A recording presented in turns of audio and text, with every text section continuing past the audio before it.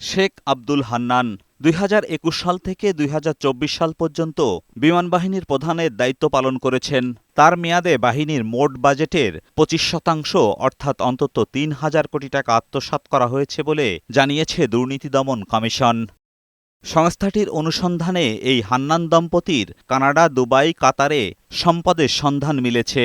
দেশেও আছে ৫ কোটি টাকার বেশি অবৈধ সম্পদ।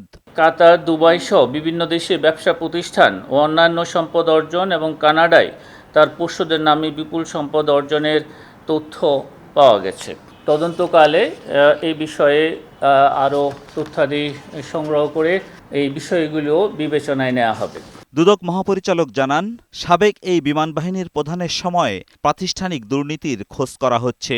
এই সংক্রান্ত আমাদের কাছে তথ্যাদি রয়েছে, কিন্তু এগুলি দালিলিক প্রমাণাদি সংগ্রহের জন্য আমাদের অনুসন্ধান দল যে পত্র যোগাযোগ করছেন MLR এর মাধ্যমে।